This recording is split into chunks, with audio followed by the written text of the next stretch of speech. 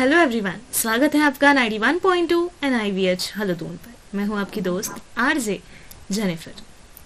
कहते हैं कि जिंदगी का सबसे अनमोल तोहफा वो होता है जो किसी की जान बचाए, एंड क्लियरली ब्लड डोनेशन एक ऐसा ही अनमोल सा तोहफा है। तो चलिए आज क्यों ना हम ब्लड डोनेशन के बारे में जाने, बिकॉज ब्लड या खून बेसिकली एक ऐसी चीज़ है जो ना ही किसी मशीन से निकाली जा सकती है, ना ही किसी फैक्ट्री से बनाई जा सकती है। इट्स जस्ट लाइक एक इंसान से दूसरे इंसान तक पहुंचाई जा सकती है ओनली थ्रू ह्यूमैनिटी, इंसानियत के ज़रिए।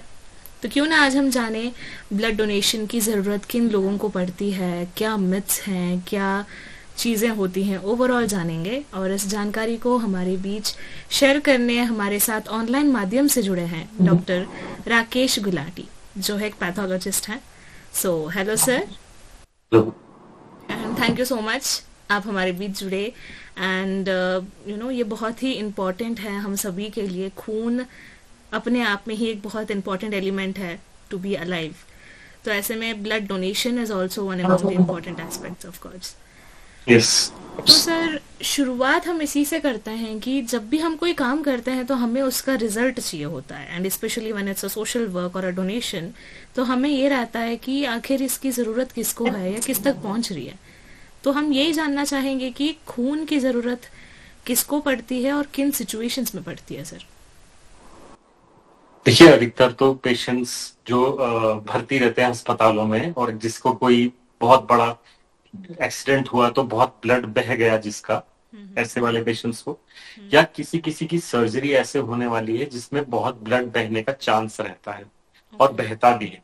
सब सर्जरीज में ब्लड नहीं बहता, लेकिन किसी किसी सर्जरी में पहले से तैयारी करके रखनी पड़ती है कि इसमें ब्लड लॉस का चांस है, तो ब्लड की पहले से मैच करके उसको तैयार करके रखना पड़ेगा।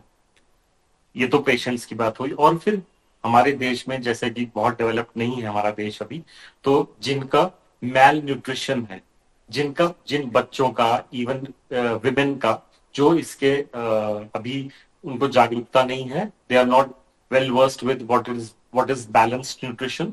तो वो लोग क्या है, खाना तो खाते हैं, पेट तो भर जाता है, लेकिन उनके खाने में इन चीजों की क्वांटिटी कम है जो आयरन बनाती हैं या हीमोग्लोबिन बनाती हैं, तो उनमें आयरन की कमी रहती है। विमेन जो बच्चे दो तीन पैदा हो गए सक्सेशन में जल्दी जल्दी, तो उनमें हीमोग्लोबिन की कमी रहती है। और यूजुअली मेन में नहीं रहती। विमेन में एक और कारण है कम होने का, जो मेंस्ट्रुअल साइकिल है, हर मंथ लॉस होता है ब्लड का, उससे भी जी। कम हो जाती है मात्रा। और या फिर जैसे बच्चे होते हैं तो उनके पेट, जो अभी गांव वगैरह में रहते हैं जहाँ पे अभी पानी बहुत अच्छी क्वालिटी का सप्लाई नहीं होता है, और उसमें अभी प्योरिफिकेशन की जरूरत है। हालांकि आजकल तो घर घर में प्लांट्स लगाते हैं लोग प्योरिफिकेशन के लिए। तो उनके अगर प्योरिफाइड नहीं होंगे पानी, तो उसमें जो कीड़े होते हैं जो पेट में जाके और ब्लड को सक कर लेते हैं, और वो स्टूल में पास आउट होते हैं, तो उन बच्चों में भी ड्यू टू वर्म इन्फेस्टेशन भी ब्लड की कमी रहती है। तो ये ज्यादातर इन चीजों में होता है, या तो पेशेंट हो गया, ब्लड लॉस हो गया, एक्सीडेंट हो गया, या कोई ऐसी सर्जरी हो गई जिसमें बहुत ज्यादा ब्लड लॉस होने का चांस है और हुआ भी, या फिर किसी वुमन को, जैसे अगर अंदर इसको बोलते हैं रसौली जिसको बोलते हैं, है ना, फाइब्रॉइड, एक ये यूट्रस के अंदर ट्यूमर्स होते हैं, वैसे बिनाइन होते हैं, कैंसर नहीं होता, लेकिन क्योंकि इनका सरफेस एरिया बहुत बड़ा होता है तो इससे बहुत ब्लड लॉस होता है। तो यूजुअली वुमेन ब्लड लॉस हुआ सोच के कि महीने वाला ही लॉस है, और उसको झेल गए। तो ऐसे करते करते धीरे धीरे ब्लड की मात्रा कम हो जाती है, जब इतना कम कि सांस फूलने लगी और दिनचर्या नहीं होने लगी, डेली रूटीन में प्रॉब्लम होने लगा, तब जाके दिखाया तो देखा हीमोग्लोबिन ही 5-6 पे पहुंचा है। ये चीज। और भी बहुत सी बीमारियां हैं जिनमें हीमोग्लोबिन कम होता है। तो वो तो जब सिम्टम आता है, हीमोग्लोबिन धीरे धीरे कम होता है तो एकदम सिम्टम नहीं आता। जब बहुत कम हो जाता है, सिम्टम आता है, तब जब आप अब जांच कराता है पेशेंट, तब पता चलता है हीमोग्लोबिन, और फिर उसकी और जांचें होती हैं कि ये क्यों कम हुआ। ये होता है हीमोग्लोबिन का ओके। chances। तो अब बढ़ते हैं सर ब्लड डोनेशन की ओर। तो ऐसे कौन से कॉमन मिथ्स या फिर धारणाएं हैं ब्लड डोनेशन के रिगार्डिंग सर। सबसे पहला तो यही है, जिसने कभी नहीं किया होगा उसको हिम्मत चाहिए करने के लिए। बिल्कुल। और बहुत पॉपुलेशन ऐसी होगी जिन्होंने कभी नहीं किया होगा। जब तक कोई अपना क्लोज रिलेटिव कभी ऐसी प्रॉब्लम में नहीं पड़ा हो, तो आदमी कभी भी पहल नहीं करता है ब्लड देने की। जी। तो वही लोग मेनली हैं जिनको इसके बारे में नॉलेज नहीं। अब हम्म। हम जैसे इस फील्ड में है तो वी नो कि ब्लड डोनेशन से कोई नुकसान नहीं होता, नहीं होता करना है। चाहिए। कि हम्म। हमने जरूरत में लोगों को देखा, और फिर जब किसी को जरूरत पड़ती है तो किस तरह से फैमिली में और एक सर्कल में हबड़ा दबड़ी मच जाती है कि ब्लड चाहिए। तो हम्म। क्योंकि किसी का फर्स्ट हैंड जब तक इंटरेक्शन नहीं होता है तो नहीं पता होता। तो सबसे बढ़िया तरीका यही है कि इसमें अवेयरनेस फैलाई जाए। हम्म। और वो अवेयरनेस वही लोग फैलाते हैं जो ब्लड बैंक से एसोसिएटेड होते हैं। जैसे हम लोग भी अपनी ट्रेनिंग के दौरान use to go to villages and motivate people, motivate करते थे, उनको बताते थे कि ब्लड बैंक, जो ब्लड डोनेशन होता है वो ये होता है, इसमें इतना समय लगता है, इससे कुछ नुकसान नहीं होता, आपको भी कोई नुकसान नहीं होता, इस तरह की चीजें पेशेंट्स को, जो डोनर्स हैं उनको समझाना होता है। और हम्म। कुछ लोग समझ जाते हैं उसमें से, वो मोटिवेट हो जाते हैं और फिर ब्लड डोनेशन होता है। करने लगता है। ऐसे ही ये साइकिल चल रहा है, ऐसे ही, क्योंकि सारे ही लोग वो नहीं होते जो अपने रिश्तेदार को प्रॉब्लम में ब्लड देने आते हैं। बिल्कुल। There are few and more than half, मतलब ज्यादातर वही होते हैं जो वॉलंटरी डोनर कैंप्स में जाके ब्लड देते हैं, और वो ब्लड ब्लड बैंक्स में स्टॉक होता है, और जब भी कोई पेशेंट जरूरत में जाता है वहां लेने, तो वो उसको ब्लड इशू होता ओके। है ऐसे। तो सर ब्लड डोनेट की अगर हम बात करें तो कौन कौन से ऐसे लोग हैं जो ब्लड डोनेट कर सकते हैं, कौन नहीं कर सकते हैं, मतलब ओवरऑल एलिजिबिलिटी क्राइटेरिया क्या है? इवन इंक्लूड आप इसमें महिलाओं को भी कीजिए सर, ओवरऑल ना। हाँ हाँ, महिलाएं भी दे सकती हैं। देखिए, अगर आप उम्र 18 टू 65 ईयर्स तक ले लेते हैं, बट हाँ उसके बाद कोई नहीं, 60 के बाद कोई ऐसे आके वो नहीं करता वॉलंटियर। बट 18 कम से कम होनी चाहिए। कोई ब्लड बैंक में आया और बोले कि मैं ब्लड देना चाहता हूँ, मैं बहुत हेल्दी हूँ, बट 18 से कम नहीं लेते, that is a cut off age wise अगर देखा जाए।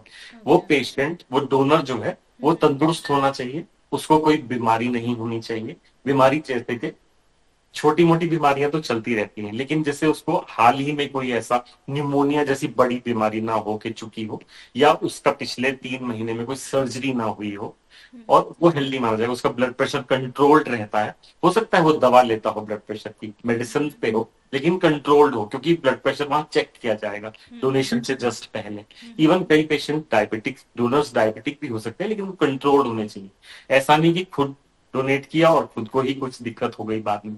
तो एक हेल्दी इंडिविजुअल जिसको कोई बड़ी बीमारी नहीं है, जो कोई उस समय किसी एंटीबायोटिक पे नहीं है, हाल ही में कोई मेजर इन्फेक्शन या मेजर सर्जरी नहीं हुई, weight is between 45, above 45, minimum weight requirement is 45 kg।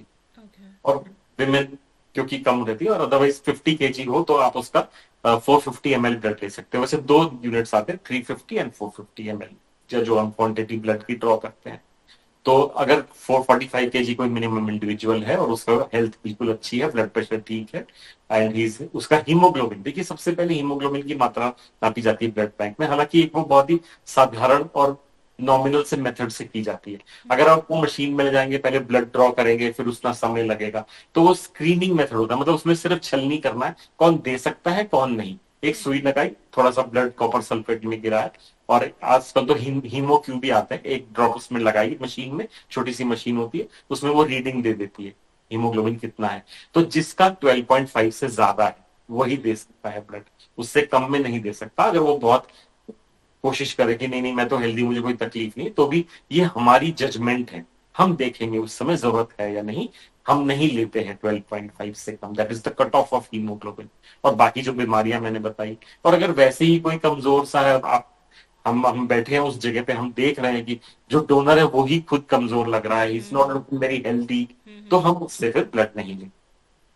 ये और हिस्ट्री, एक हिस्ट्री चार्ट होता है, उसमें पूछते हैं ये पॉइंट ये पॉइंट ये पॉइंट, अगर सब टिक हो गए, सब ठीक है, तो फिर ब्लड ले लिया जाता है। ओके। ओके। टैटू मार्क्स नहीं होने चाहिए, टैटू मार्क्स, टैटूज जो लगाया हो किसी ने, है ना, वो भी अच्छा, नहीं होना उसके चाहिए। पीछे वजह क्या है सर?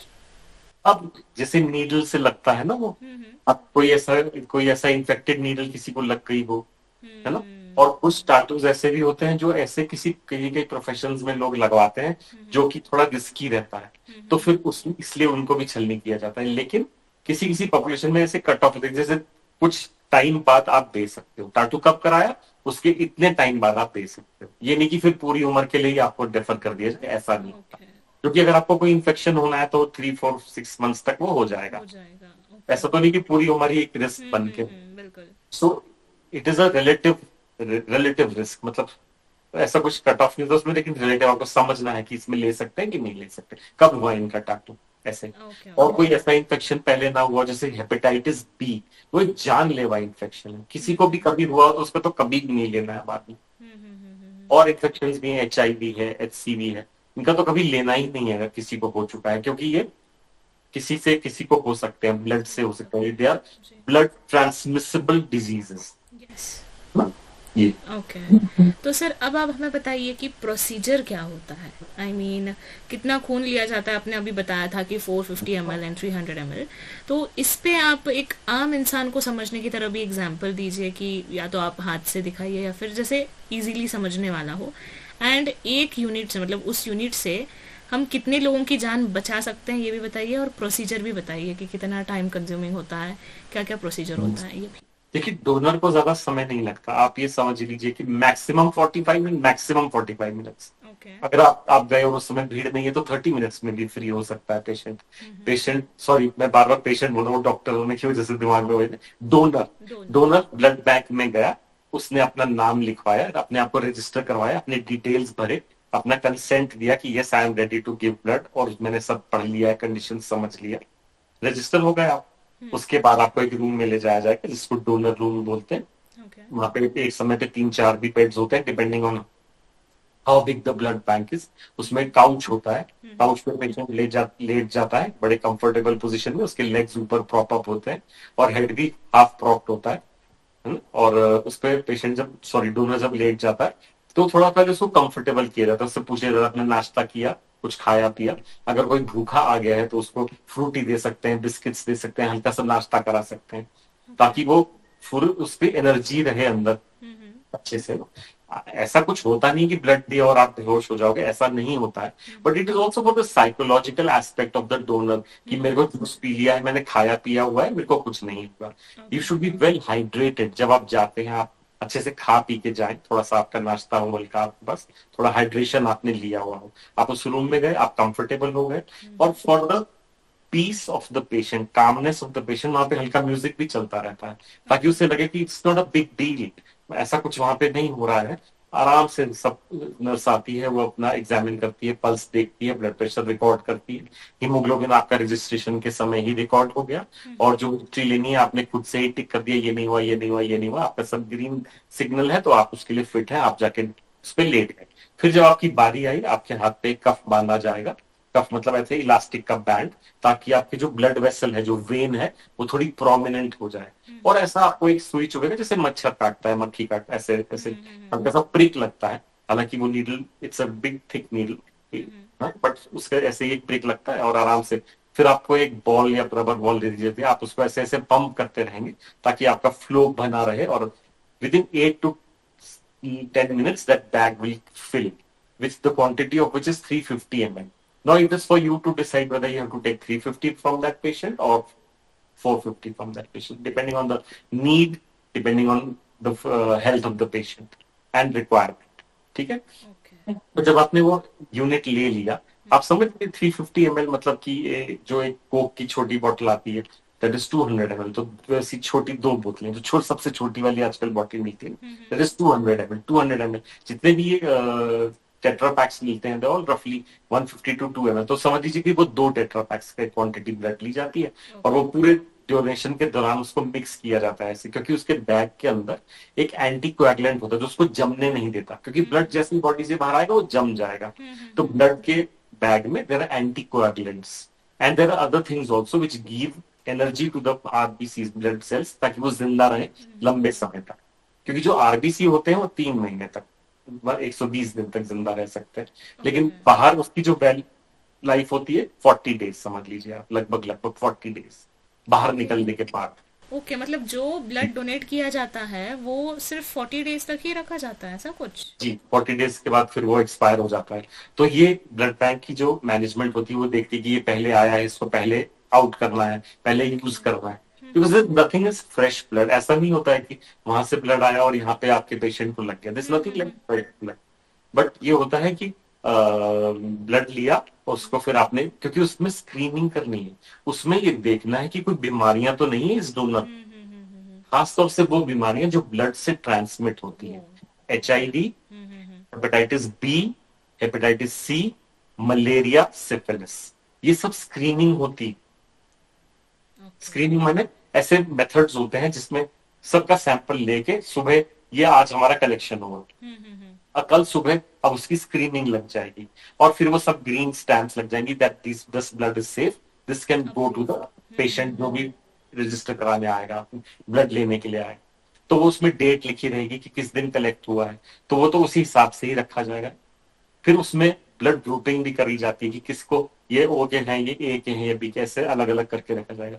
तो जो उसमें फिर आपने पूछा कि कितने लोगों की जान बचाई जा सकती, तो उसमें जो ब्लड है उसको कंपोनेंट्स में सेपरेट कर देते हैं। It's not only blood, RBC मतलब रेड ब्लड की जो कोशिकाएं हैं, सेल्स हैं, साथ में जो पानी वाला पोर्शन होता है, प्लाज्मा, है ना, ऐसे करके उसको हम सेपरेट कर देते हैं। और प्लेटलेट्स, तीन चीजें मेन है, तीनों को सेपरेट कर देते हैं।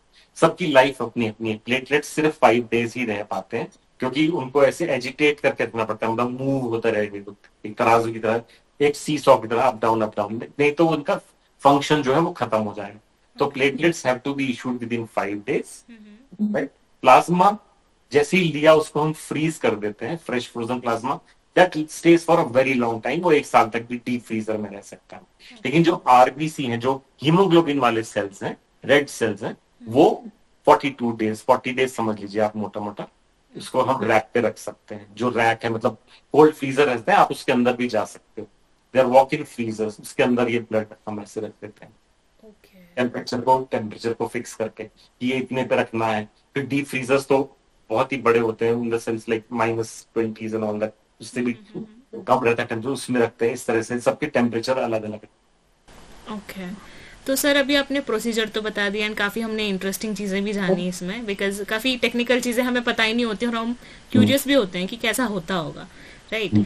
तो मतलब एक और चीज़ भी मैंने नोटिस करी है सर, आई डोंट नो, मेरा ये सवाल है, पर्सनल एक्सपीरियंस से है, कि अगर किसी को, जैसे हमारे फैमिली से किसी को खून की ज़रूरत होती है, जैसे आपने बताया कि इमीडिएटली खून यहाँ से लिया और वहाँ से नहीं चढ़ाया जाता है, राइट। तो वो ये कहते हैं कि अच्छा अभी खून की ज़रूरत है, आप कहीं से अरेंज कीजिए। एंड आई रिमेम्बर एक सिचुएशन था जहाँ पे मेरी ग्रैंड मदर थी, उनको खून की ज़रूरत थी, तो मेरे किसी जानने वाले ने खून डोनेट किया था। And what we assumed was कि जिसने डोनेट किया वही खून मेरी नानी को चढ़ा दिया गया होगा, बट उसने खून देने के कुछ ही टाइम बाद मेरी नानी को चढ़ाया था। तो क्या उनका ही खून चढ़ाया था या फिर व्हाट एक्चुअली हैपेंड हियर? तरीका ये होता है जैसे जो आप बता रही, दैट इज रिप्लेसमेंट डोनेशन। देखिए, एक तो हो गया वॉलंटरी, आप अपनी अपनी स्वेच्छा से दिया।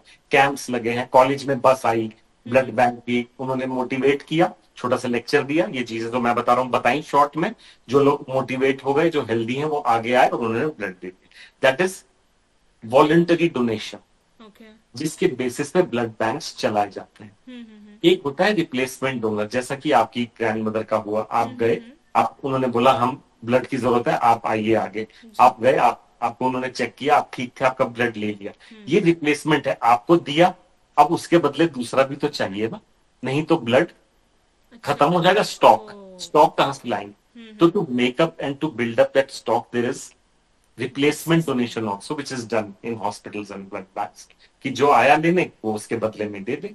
जरूरी नहीं कि वो सेम ब्लड, आपको तो शायद ये नहीं मालूम होगा कि आपकी नानी और आपका क्या सेम ब्लड ग्रुप था, है ना? सेम था। सेम था, तो that is by chance, but usually I mean many times it might not be same, है ना? तो वो तो रिप्लेसमेंट हो गया, आपने एक ब्लड का यूनिट दे दिया, उसके बदले आपको एक यूनिट मिल गया। ओके। तो सर यहाँ से एक और सवाल उठता है, might sound funny as well, but कुछ मूवीज और सीरियल्स में ऐसे दिखाते हैं ना कि दो आपस में मतलब बेड्स रखे हैं, फिर एक के यहाँ से खून ऐसे चढ़ रहा है, फिर वो वहां कलेक्ट हो रहा है, फिर दूसरे साइड से वो ऐसे पाइप होते जा रहा है। So what is that then? बस सोच ही रहा था कि आप ऐसा कहीं ना पूछ रहे हैं, सब मूवीज में हमने भी देखा है। ब्लड ऐसे नहीं जाता है, उसको निकाल के पहले ट्रीट करना है, फिर उसको स्क्रीन करना है, उसको देखना है कोई बीमारी तो नहीं, सेफ ब्लड ही दिया जा सकता है।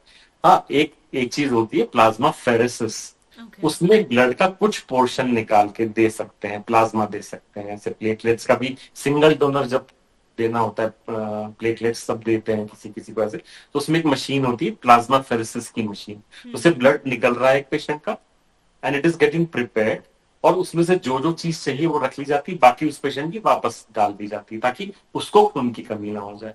तो जो अच्छे प्लेटलेट्स वाला एक डोनर है जिसके प्लेटलेट काउंट खूब अच्छा है, तो उसके प्लेटलेट्स रिट्रीव करके एक पेशेंट को दिए जा सकते हैं। लेकिन वो जो लाल खून वाला है वो ऐसा कुछ नहीं होता है। ओके। तो ये गड़बड़ होगी झूठ है। ओके। तो ऐसा नहीं। ओके। तो सर अब अगला सवाल मेरा इसी से है कि जैसे आपने डोनेशन की बात करी है, तो एक इंसान कितने बार ब्लड डोनेट कर सकता है और दो डोनेशंस के बीच कितना टाइम गैप होना चाहिए? तो जैसा कि बताया, एज लिमिट बताई ना, 18 to 60, है ना। इस दौरान आप जितनी बार भी चाहो कर सकते हो, okay. But a minimum of 3 months gap is required between two. Okay. Between the two donations. तो उसमें ये होता है कि जैसे हम जब, myself when I was young, मैंने भी कुछ बार दिया, but then I realise that ये जो होता है, जरूरत पड़ती है। तो कभी कभी जैसे मैं ओ पॉजिटिव हूँ, मेरा ब्लड ग्रुप बहुत कॉमन है, and we find many donors. तो शुरू में वॉलंटरी डोनेशन किया, किसी बैंक में लगा कैंप, वहां जाके दिया, अपने कॉलेज में दिया, ड्यूरिंग ट्रेनिंग दिया, इस तरह से देते थे। फिर वन रियलाइज दैट कभी भी जरूरत होगी तो हम दे, क्योंकि एक 6 बार दे दिया तो कभी भी दे सकते हैं, ऐसा कुछ नहीं। Some people do it for making records. देखा है हमने एक ब्लड बैंक में कुछ लोग आते थे अपने तमगे लगा के कि हमने इतनी बार दे रखा है, उसमें उनको अलग सेटिस्फेक्शन मिलता है। तो शुरू में दें, आपको एक आपको फीलिंग आ जाए कि कैसे दिया जाता है, वॉलंटरली दें, you should get the feel of it. But then whenever required, क्योंकि किसी किसी का ब्लड ग्रुप होता है अनकॉमन, वो रेयर ब्लड ग्रुप्स होते हैं। तो जब रेयर ब्लड ग्रुप्स होते हैं तो उनको ऐसे फटाफट जा जाके नहीं देना चाहिए, उन्हें तो एक ब्लड बैंक में अपना नाम रजिस्टर करा देना चाहिए। जब भी जरूरत होगी दे विल कॉन्टैक्ट यू। और ऐसा हमने किया भी है जब हम ट्रेनिंग में थे। जो हमारे पास एक लिस्ट रहती थी रेयर ब्लड ग्रुप्स की, वो ऐसे अचानक से नहीं मिलते हैं। तो जब हमें उसकी जरूरत होती थी तो फोन नंबर, कॉन्टैक्ट नंबर लिया और उसको कॉल किया कि प्लीज कम एंड गिव। तो हो सकता है उसने पिछले 3 महीने में ना दिया हो तो वो दोबारा दे दे। ओके। तो ये सर जो ब्लड डोनेट करते हैं तो क्या उसके बाद शरीर में कमजोरी होती है, एंड जो शरीर में कमी होती है, जैसे आपने कहा 3 मंथ के गैप में, तो क्या वो जो शरीर से खून निकला होता है वो विद इन 3 मंथ्स रिकवर हो जाता है? ऐसी कोई कमजोरी नहीं आती, लेकिन मैंने बताया मैंने 6 बार दिया, मुझे तो कभी भी फीलिंग नहीं हुई। बट हाँ, उस समय यंगर भी थे तो कभी ऐसा दिक्कत नहीं आती थी। लेकिन हाँ, ये है कि जो मात्रा है उसकी, जो फ्लूइड का क्वांटिटी है, वो तो with in few hours complete हो जाता है। जैसे आपका 5 to 5.5 लीटर्स रहता है हमारे अंदर ब्लड, तो वो विद इन फ्यू आवर्स, मतलब मैक्सिमम 1 डे में वो तो पूरा हो जाएगा। ओके। ठीक है। और जो उसकी हीमोग्लोबिन की मात्रा मात्रा अगर समझिए कम हुई है, क्योंकि आपने आरबीसी दिए हैं अपने, तो that will be done in maximum one month maximum. वो आपके अंदर से आपकी निकलेंगी हॉर्मोन्स जो आपके ब्लड को बनाने में प्रमोट करेंगे, और वो लेवल भी पूरी हो जाएगी। तो ऐसी कभी भी कोई कमजोरी नहीं आती है। Yes, there are donor reactions, जैसे ही कोई दे के उठता है उसको हल्का सा साइकोलॉजिकल भी इसमें बहुत बड़ा हाथ है। तो देखिए इसी हमने से ब्लड सर दिया। सवाल ही पूछ लेती हूँ मैं इसी से। तो ब्लड डोनेट करने से पहले और बाद में किन चीजों का ध्यान रखना है ये भी बता दीजिए आप। Okay. हाँ, ये मैंने शायद थोड़ा सा पहले मेंशन किया था कि जब आप देने जा रहे हैं वॉलंटरीली, आपको पता है आपके ऊपर कोई दबाव नहीं, तो आप खा पी के जाएं। हाइड्रेशन अच्छे से होना चाहिए आपका, हाइड्रेशन, और थोड़ा सा नाश्ता हल्का किया हुआ, और you should be peaceful, no tension, coolly जाएं और ब्लड दें। ये तो हुआ आपका जो कि प्रिकॉशन है पहले। और Okay. बाद में ब्लड बैंक वाले खुद ही ध्यान रख लेते हैं, थोड़ा आपको फ्लूइड दे देते हैं। जैसे ही आप उठे तो आपको कुछ भी उनके यहाँ जूस या फ्रूटी जो भी रहेगी वो देंगे, और अगर आपको भूख भूख लगेगी तो बिस्किट्स भी ऑफर करेंगे, जो भी उनके पास खाने का सामान होगा वो दे सकते हैं। और उसके बाद थोड़ा सा आप बैठ लें, ये नहीं कि दिया और चले गए बाहर। Wait for some time, let your biophysics adjust, your volume and everything, you should feel good, then only slowly get up, sit in the waiting lounge for some time, and when the staff tells you कि अब आप जा सकते हैं, तभी आप जाए। क्योंकि कभी कभी किसी को उठते ही एक चक्कर सा आता है, हल्का सा लाइट हेडेडनेस सिर में फील हो सकती है, तो उससे वॉमिटिंग भी हो सकती है। रेयरली, नॉट वेरी कॉमन, मतलब एक आध बार देखा है मैंने। तो इसलिए यही पहले ही कहा जाता है कि आप वेट करें, let everything get stabilised, haemodynamics आपके स्टेबिलाईज हो जाए, तब आप उठ के जाए। ओके। तो बस सर यही थोड़ा प्रिकॉशन है और कुछ नहीं। ओके, जैसे रेयर ब्लड ग्रुप्स होता है ना, तो उनकी क्या कोई स्पेशल जरूरतें होती हैं? उनके लिए कैसा होता है सिस्टम? हाँ, उनके लिए ऐसा होता है कि जैसे ना ब्लड में ग्रुप्स होते हैं, जी। कॉमन तो हो गया ए, बी ए बी एंड ओ, ये सबसे चार कॉमन है। एक तो ये ब्लड ग्रुप का सिस्टम होता है ए बी ओ वाला, एक होता है पॉजिटिव नेगेटिव वाला। तो A positive, B positive, A B positive, O, ये तो कॉमन वाले हो गए। कॉमन है। और इस ऐसे ही नेगेटिव ब्लड ग्रुप्स भी होते हैं, तो वो रेयर होते हैं, है ना। 100 का ग्रुपिंग करेंगे तो एक नेगेटिव निकलेगा उसमें। वो इसलिए जरूरी कि किसी, जैसे मैंने आपको पूछा था आपकी नानी और आपका ब्लड ग्रुप सेम है, तो जब आप किसी को चढ़ाते हैं ब्लड किसी का, तो वो पहले क्रॉस मैच करते हैं, टेस्ट करते हैं, देखते हैं माइक्रोस्कोप में, और या फिर अब तो दूसरे मेथड्स भी आते हैं, फिर ऑटोमेटेड आपने उसमें ब्लड डाल दिया, यू कैन मेक आउट कि ये कॉम्पैटिबल है या एग्लूटिनेट कर रहा है, मतलब कोई रिएक्शन हो रहा है। तो उनका रिएक्शन नहीं होना चाहिए, वो कंपैटिबल होना चाहिए, वो दोनों मैच होने चाहिए, तभी आप उसको चढ़ा पाएंगे। कार्ड सिस्टम से भी देख सकते हो आप। पहले हम तो मैनुअल मेथड से पुराने जमाने में देखे, अभी तो कार्ड सिस्टम है, it's very quick and more accurate also. तो आप उसमें क्रॉस मैच कर ली, जब वो ओके होगा तभी चढ़ाएंगे। तो नेगेटिव जो ग्रुप्स होते हैं वो रेयर होते हैं, तो फिर दिक्कत आ सकती है ना। तो जैसे ओ नेगेटिव है, ओ नेगेटिव काफी रेयर होता है ना। ए बी नेगेटिव हो गया, ये भी बहुत रेयर रेयर है ब्लड ग्रुप्स। तो इनको जब सेम ही चढ़ाया जा सकता है तो थोड़ा प्रॉब्लम आ जाता है ना। अब जैसे एक ओ पॉजिटिव ग्रुप है, वो उसको बोलते हैं यूनिवर्सल डोनर, वो किसी को भी दे सकता है ब्लड ग्रुप। ओ नेगेटिव, क्योंकि उसके अंदर कोई भी रिएक्शन वाली चीज नहीं है ओ नेगेटिव के अंदर ना, ना तो ए बी है, वो तो ओ है, जीरो। ए और बी एंटीजन भी नहीं है और आर एच एंटीजन भी नहीं है, तो कोई एंटीजन नहीं है, सेफ टू गिव। तो किसी को कोई अपना ब्लड ग्रुप नहीं मिल रहा है इमरजेंसी में, तो ओ नेगेटिव दे सकते हैं। तो एक होता है universal recipient A B positive, वो सबका ब्लड ले सकता है, उसमें भी रिएक्शन की मात्रा, रिएक्शन की फ्रीक्वेंसी बहुत कम रहती।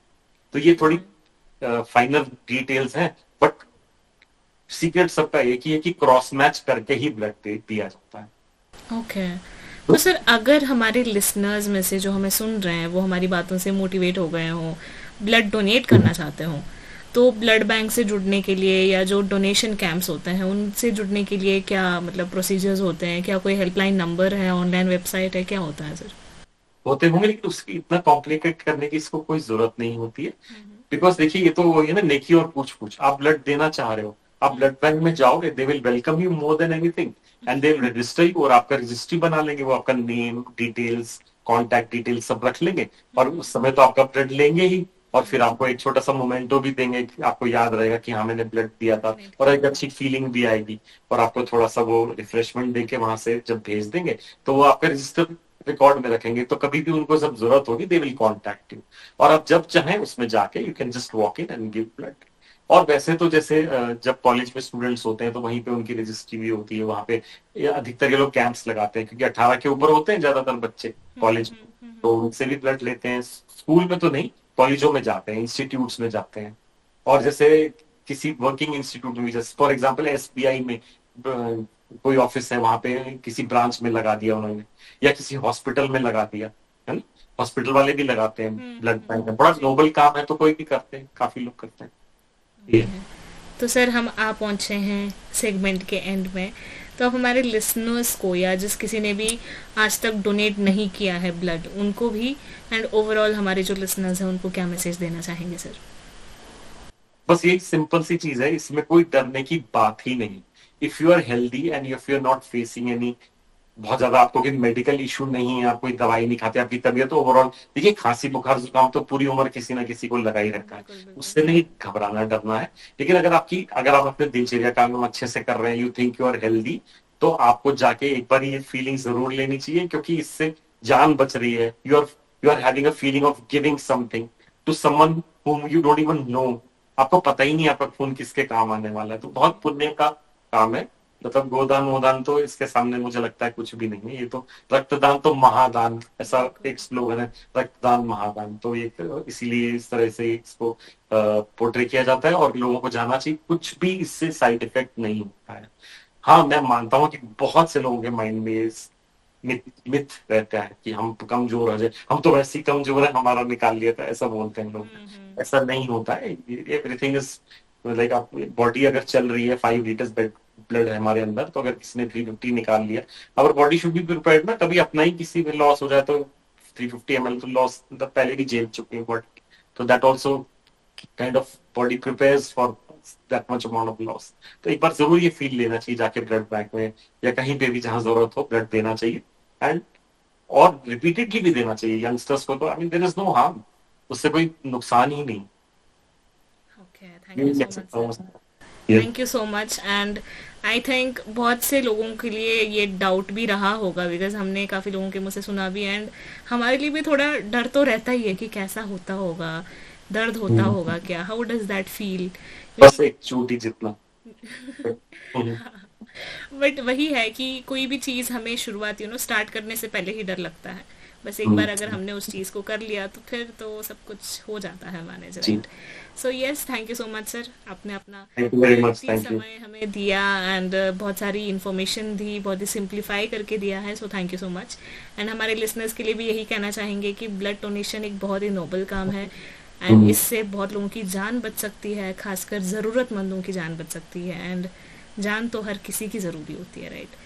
तो यस, ऐसे ही इन्फॉर्मेटिव इंटरेस्टिंग वीडियोस के लिए हमारे साथ बने रहना ओनली ऑन 91.2 NIVH। हेलो दोन, धन्यवाद। Thank you. थैंक्स।